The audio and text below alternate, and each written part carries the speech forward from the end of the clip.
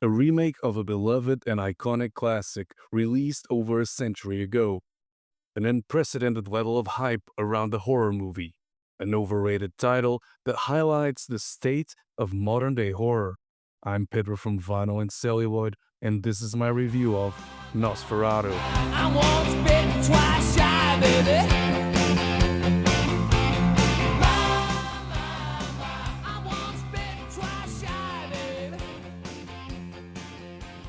As you may have guessed from both the tongue-in-cheek song used in the intro and this video's title, I didn't care for Robert Eggers' Nosferatu. Not one bit. We're talking about a movie that is empty, feels bloated, and is simply too long. 132 minutes too long to be precise. Because this is a movie that has absolutely no reason to exist. Damn! F.V. Murnau's 1922 original was and still is a groundbreaking title that even 102 years later is still scary and chilling. Werner Herzog's 1979 remake is impressive in its combination of the themes and concepts of both Bram Stoker's source material and Murnau's title, and Francis Ford Coppola's 1992 effort remains innovative in the way it retells the story with a modern-day subtext. Eggers' title offers nothing new. A shallow and pedantic exercise in excess, and a case of little style over zero substance. Dull and borderline boring, the movie does nothing particularly interesting or innovative with the source material. But before the trashing continues, and I present you with 4 reasons why you should not watch this movie, let's revisit the plot. Nosferatu follows a young real estate agent named Thomas Hutter, played by Nicholas Hoult, who is sent by his boss to the remote Carpathian Mountains to finalize a deal with an eccentric nobleman, Count Orlok, played by Bill Skarsgård. Hutter leaves his wife, Ellen, played by Lily Rose Depp, behind in their quiet village as he embarks on the journey. Upon arriving at Orlok's crumbling castle, Hutter is unsettled by the Count's eerie demeanor and nocturnal habits. Orlok becomes increasingly fixated on Ellen, even stealing Ellen's hair locket that Hutter carries with him, hinting at his dangerous obsession with her. As the days pass, Hutter begins to notice strange occurrences within the castle and soon realizes that Orlok is not just a reclusive aristocrat, but a vampire who feeds on the blood of the living. Orlok's interest in Ellen grows, prompting Hutter to attempt an escape from the castle and return home to warn his wife of the impending danger. Meanwhile, the Count set his sights on Visburg, the town where Ellen and Hutter reside, leaving a trail of death and disease in his wake. A recovering Hutter is joined by Dr. Wilhelm Sivers and Professor Albin von Franz, played by Willem Dafoe, a Swiss philosopher and occultist, to try and put a stop to Orlok's plan. So I'm not trying to be a contrarian. In fact, it would be extremely easy to jump on the praise bandwagon and collect some goodwill, likes, and followers. But I'm not about that. I realized I had 2 choices. I could die of boredom or holster up my guns. So let me present you with 4 reasons why you should avoid this title. Number 1, the tone. Now, I'm fully aware Gothic horror is expected to be dark, but the film's tone feels unrelenting, leaving little room for emotional variation or contrast. Murnau's original, with all the technical limitations at the time, manages to bring some tonal variations. This is useful in breaking the monotonous and oppressive atmosphere in which the narrative unfolds and brings balance between tension and relief. Eggers' movie feels like a one-note title that is too busy with prioritizing an art house aesthetic over emotional engagement. This contributes to an emotionally draining viewing experience. The second reason, the direction and characterization. This criticism is directly linked to my previous point. By dragging the story, case in point Nosferatu's 3-night visit, Robert Eggers adds fluff to a straightforward narrative. The 1922 classic omitted several elements that need no explanation. The 2024 film spoon-feeds the audience with too much exposition. Take, for instance, the real estate contract signing. One of the most unintentionally funny and boring scenes I have ever witnessed in a major motion picture.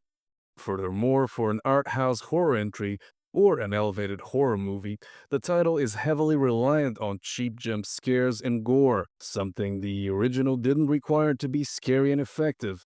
Watching Nosferatu felt like watching Rob Zombie's Halloween, a title that undoes everything that made the original special. A third criticism is the execution. Beyond the direction, I found another issue in Eggers' execution of the adaptation of the source material. One major flaw is the pacing, which can feel uneven and sluggish at times, stretching scenes without adding to the suspense or plot progression. This poor pacing drags down the tension that is critical in horror, and instead of building dread, the film's slower moments can come off as tedious and drawn out.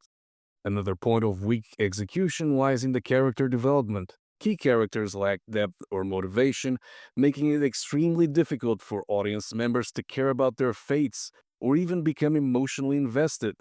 It's almost like watching a formulaic slasher.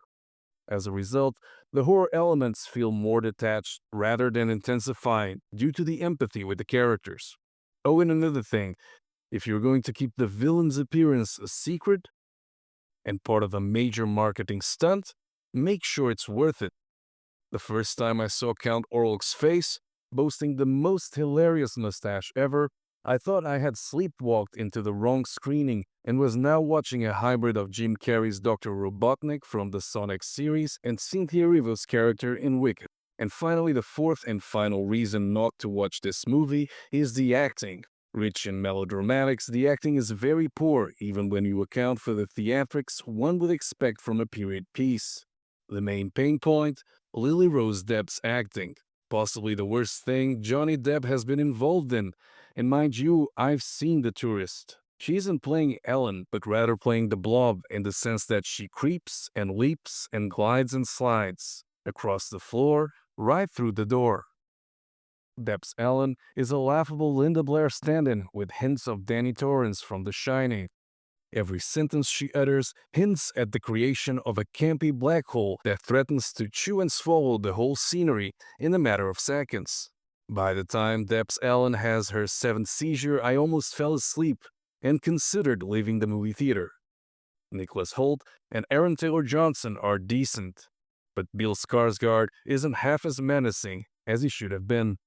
All in all, a trashy, disappointing adaptation brought to us by a director who's trying too hard to come across as important, but is painfully and clearly influenced by the standard horror hits of the 1970s and 80s.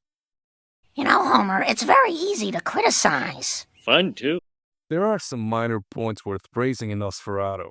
Willem Dafoe's acting, the cinematography, though one would expect this level of quality when dealing with a title like this one, and the minor nods to the original, like Nosferatu's hand hovering over Visburg, Germany. Sadly, they don't make up for the grueling viewing experience. Now, this was my first time watching an Eggers movie. None of his other three titles piqued my interest.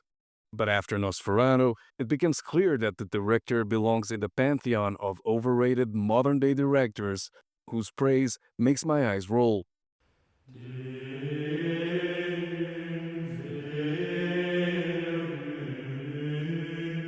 Nosferatu is just the latest entry in a long list of recently released horror movies that receive praise for reasons that escape me. Known for their use of artistic filmmaking techniques, slow pacing, focus on metaphors, and purposely confusing ideas, these titles try so hard to escape the genre's conventions that they end up embracing a whole new bunch of dogmas that result in boring titles that try too hard to be unusual and forget about the essence of fear. They also confuse threat of the unknown with the need to be strange for the sake of being strange. I just can't get on board with this, and reading the glowing reviews of titles like Longlegs and Midsommar make me feel like I'm in a Twilight Zone episode. You know, this is like that Twilight Zone where the guy wakes up and he's the same and everybody else is different.